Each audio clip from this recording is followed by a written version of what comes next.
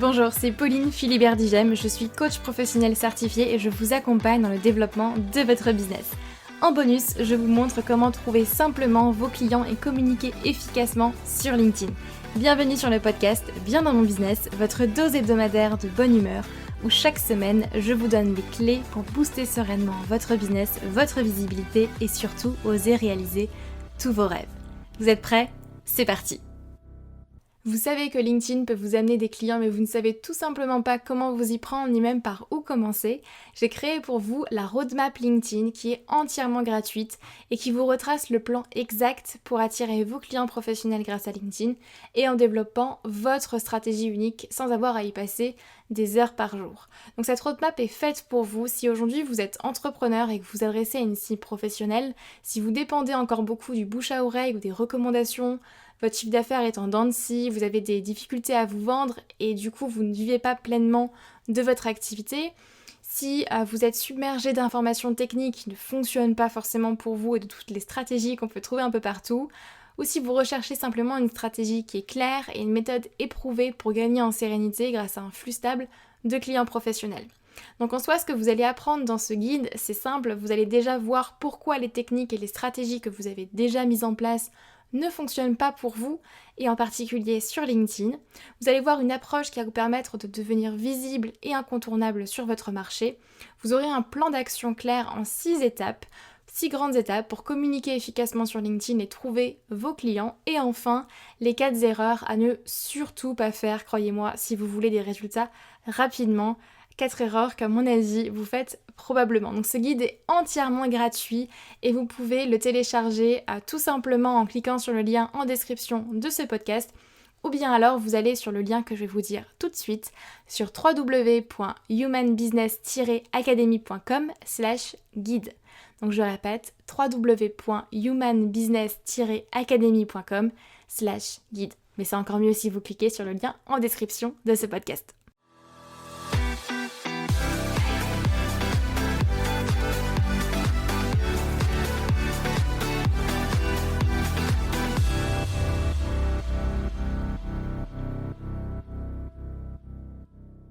Bonjour à toutes et à tous, j'espère que vous allez bien, que vous êtes en forme. Aujourd'hui, je vous retrouve pour un nouvel épisode de podcast où on va parler un petit peu de comment vendre mieux vos offres en fait.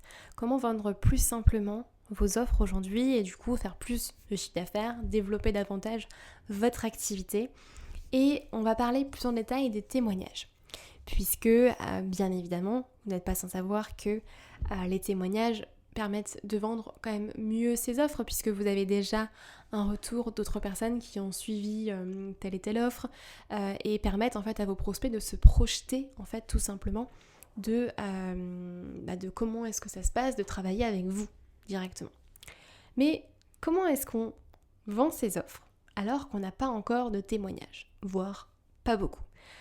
Et quand on a déjà des clients, comment est-ce qu'on fait pour récolter justement des témoignages et recommandations? C'est ce qu'on va voir dans cet épisode de podcast.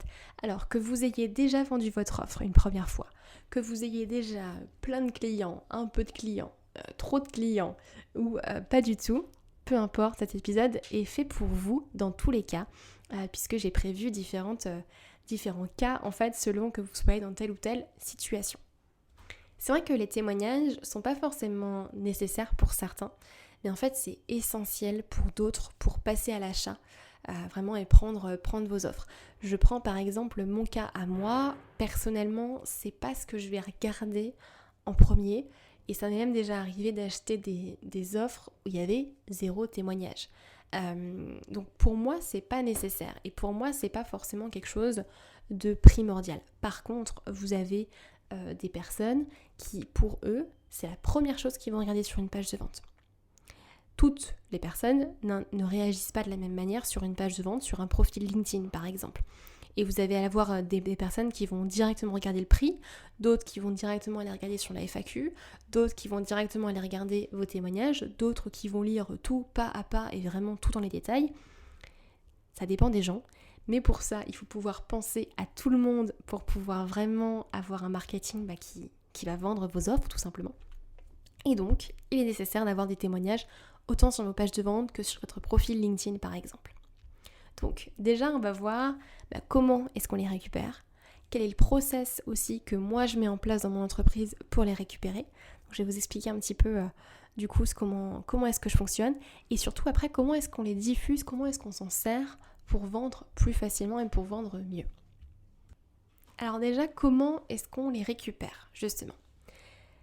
Première chose à faire, c'est que à chaque client que vous avez, ou chacun de vos anciens clients aujourd'hui avec qui vous avez déjà terminé votre collaboration, aujourd'hui, là, après l'épisode de podcast, vous leur envoyez un mail, un message LinkedIn, peu importe ce que vous voulez, mais vous demandez à chacun de vos clients, à chacun de vos anciens clients de vous laisser une recommandation écrite sur LinkedIn.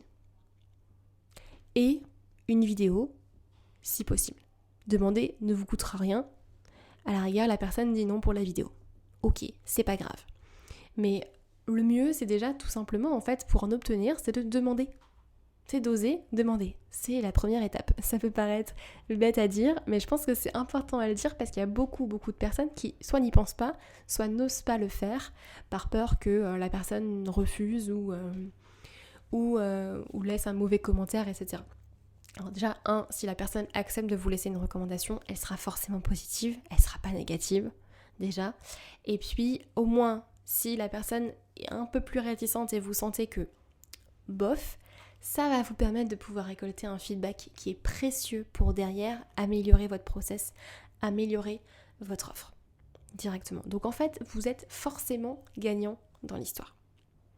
Donc première chose, déjà, c'est à la fin de cet épisode de podcast là, où vous mettez même sur pause maintenant, vous envoyez une demande de recommandation sur LinkedIn à chacun de vos clients avec qui vous êtes en train de terminer ou vous avez terminé, chacun de vos anciens clients par le passé, avec un petit mot en leur demandant est-ce que c'est possible, en plus de faire juste une courte vidéo pour témoigner de ce que tu as vécu dans l'offre qu'on a eue ensemble.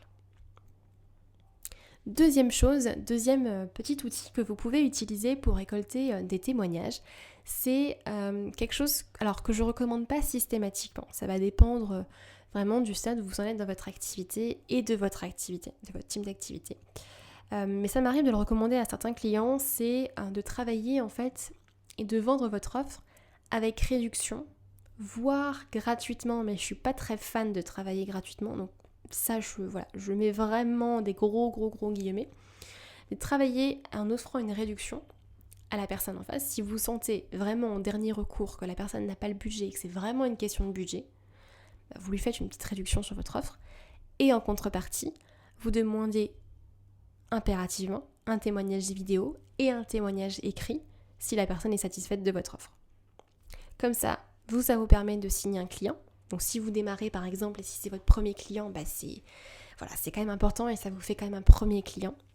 Vous lui faites une réduction qui est plus symbolique et qui ne vous met pas vous non plus dans une situation financière délicate qui reste correcte. Et en échange, la personne s'engage, donc il faut qu'elle vous l'écrive, à vous laisser un témoignage vidéo et un témoignage écrit à la fin de votre prestation. Donc ça vous permettra de l'utiliser, et ça je vais vous montrer comment l'utiliser pour communiquer après sur votre offre et pouvoir vendre plus facilement par la suite vos prestations. Ensuite, il y a aussi dans certaines activités, certains cas, je pense par exemple au coaching, dans certains types de coaching en tout cas, où la personne n'a pas forcément envie de laisser une recommandation, pas parce qu'elle n'a pas été satisfaite, mais parce qu'elle n'a pas envie de laisser son nom et de dire qu'elle a travaillé avec vous sur telle et telle question. Et c'est ok, c'est normal, et je le comprends, je le conçois tout à fait. Dans ce cas-là, ce que je vous invite à faire, vous avez plusieurs possibilités. La première étant de quand même lui demander une recommandation. Alors ce n'est pas du coup une recommandation sur LinkedIn que vous allez mettre, mais de lui laisser de par exemple envoyer un Google Form où la personne va vous laisser un témoignage, un témoignage écrit, admettons.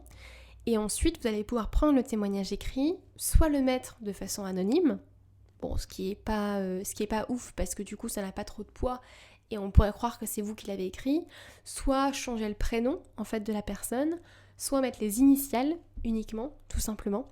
Mais vous pouvez très bien en fait, même si la personne veut rester anonyme, il y a des choses qui existent pour que vous ayez tout de même des témoignages. Et ça, vous allez pouvoir le mettre sur votre site internet, même sur votre profil LinkedIn avec juste une photo par exemple. Enfin ça je vais détailler juste un peu plus loin pour comment communiquer, mais vous pouvez quand même vous en servir. Donc c'est une solution qui existe. Alors elle n'est pas optimale, c'est certain. Je vous invite quand même à voir avec vos clients, voilà, s'ils ne seraient pas OK pour mettre en avant qu'ils se sont fait accompagner sur telle et telle problématique. Personnellement, moi j'ai aucun problème avec ça, même les problématiques les plus personnelles, j'ai aucun problème à les mettre en avant et mettre en avant un témoignage, parce que si la transformation est là et que j'ai été extrêmement satisfaite, et ben j'y vais, je laisse mon témoignage, mais je sais que tout le monde n'est pas à l'aise avec ça et c'est OK. Donc voilà, comme ça vous avez une technique pour ça. Ensuite, comment est-ce qu'on fait pour les récupérer, justement, ces témoignages ? Quel est le process, en fait, qu'on va mettre en place pour pouvoir faciliter la récupération de témoignages ? Alors là, je vais vous parler un petit peu plus de comment moi ça se passe dans mon activité, dans mon entreprise. Il faut savoir que au début, c'était plus, j'avais pas de process, en fait, c'était plus en mode, à la fin de la collaboration, est-ce que tu peux me laisser un témoignage, une recommandation sur LinkedIn, une vidéo, etc. La personne acceptait et puis c'était bon. Sauf qu'en fait, je me suis rendu compte que dans ce cas-là, autant les témoignages étaient chouettes, super, et j'en suis très contente, mais moi j'avais besoin, d'un point de vue purement marketing en fait et communication, que la personne en face dise des choses bien précises. Alors pas qu'elle mente non plus, mais je voulais l'amener vers un angle bien précis pour pouvoir m'en servir, pour pouvoir mettre en avant les résultats que j'apportais à mes clients. Donc du coup, ce que j'ai mis en place en fait, c'est que je prépare mes questions à l'avance. C'est-à-dire que je ne suis plus en mode je demande juste un témoignage.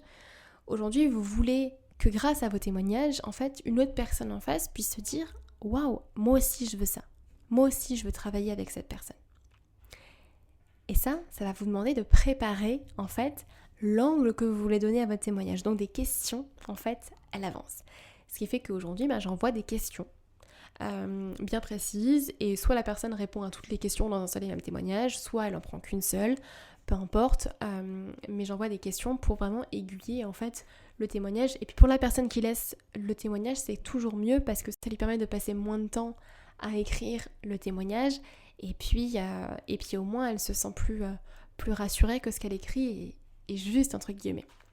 Je vais vous donner 3 exemples de questions. Par exemple, vous pouvez leur demander quel était ton problème avant, pourquoi est-ce que tu es venu me voir, comment est-ce que tu te sentais avant, versus comment est-ce que tu te sens maintenant. Qu'est-ce qui a changé, quel est l'objectif que tu as atteint aujourd'hui. Faire un peu le avant-après. Une autre question peut être quel a été en fait ton déclic majeur, quelle a été ta transformation majeure, ton objectif majeur que tu as atteint après cette offre-là. Ou alors la question que j'aime bien, c'est qu'est-ce que tu dirais à quelqu'un qui hésite aujourd'hui ? Et ça, vous pouvez vraiment vous en servir en termes de communication après dans votre stratégie, tout simplement. Qu'est-ce que vous diriez à quelqu'un qui hésite de prendre telle ou telle offre ? Et ces questions-là, c'est des questions qui sont tout à fait valables d'ailleurs par écrit qu'en vidéo. Quand vous demandiez un témoignage écrit ou vidéo, vous pouvez mettre les mêmes questions et la personne répète juste en fait les choses qu'elle a dit à l'écrit, qu'elle va détailler tout simplement en vidéo. Et deuxième chose ensuite, c'est une fois que vous avez préparé vos questions, je vous invite à automatiser l'envoi d'un email à la fin de la collaboration. Alors ça va vraiment dépendre aussi de votre flux de clients et de vos offres, puisque ça va dépendre aussi de votre processus d'offboarding. Donc à la fin d'une collaboration client, comment est-ce que vous clôturez en fait le dossier avec un client. Que vous automatisiez ou pas, je vous invite à avoir nécessairement un template par contre. Soit vous l'envoyez manuellement à chaque fois, soit vous l'automatisez. Mais d'avoir au moins un template lorsque vous envoyez votre questionnaire de satisfaction, par exemple, puisque ça fait partie normalement du processus de l'expérience client, d'avoir un questionnaire de satisfaction que vous faites soit à l'oral, soit par écrit en envoi par mail, et bien à ce moment-là, vous pouvez effectivement en plus envoyer une demande de témoignage écrit et vidéo. J'insiste sur la vidéo parce que la vidéo marche très bien après en termes de communication quand vous voulez mieux vendre.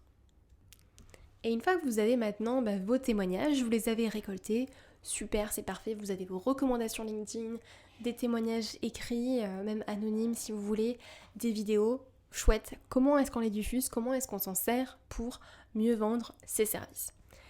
Là, vous avez plein de choses que vous pouvez faire, plein de petites choses que vous pouvez mettre en place. Déjà, bien évidemment, dans des posts sur LinkedIn pour parler de vos offres.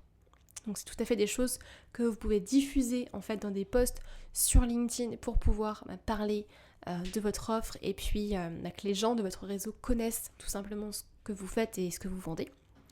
2, bien évidemment, sur vos pages de vente à chaque fois pour mettre des témoignages écrits et vidéos. Sur des pages par exemple de votre site web, imaginons sur votre site web vous avez une page par exemple des témoignages qui va être dédiée uniquement à ça, où vous allez regrouper tous vos témoignages au fur et à mesure. Quand vous en aurez plein, vous pourrez faire ça par exemple. En story sur Instagram pour parler de votre offre par exemple, à chaque fois que vous avez fini une collaboration, hop, bim, témoignage en story sur Instagram plus appel à l'action pour travailler avec vous. Et c'est comme ça que vous allez trouver plus facilement des clients.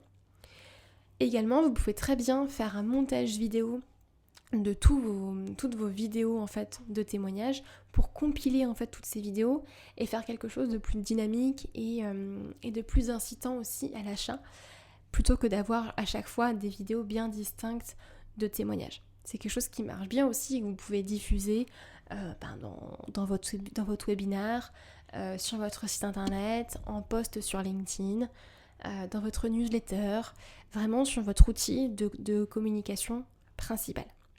Et c'est là où on rentre plus dans la partie, effectivement, stratégique.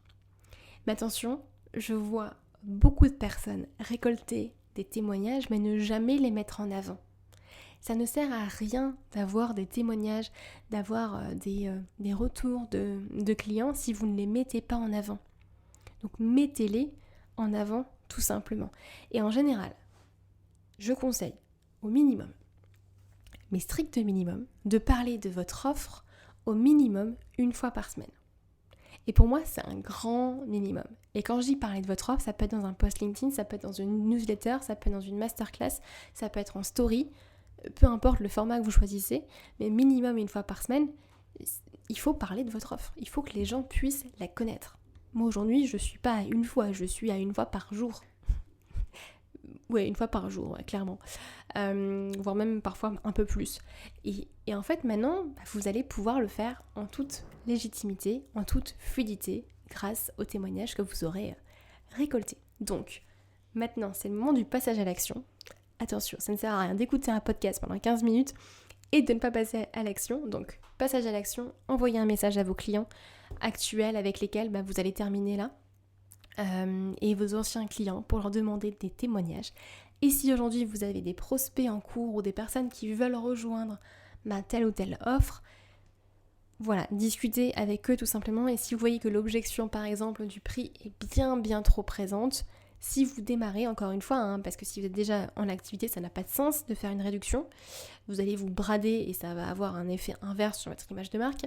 Mais si vous démarrez, effectivement, c'est une possibilité de faire une réduction contre témoignages écrits et témoignages vidéo.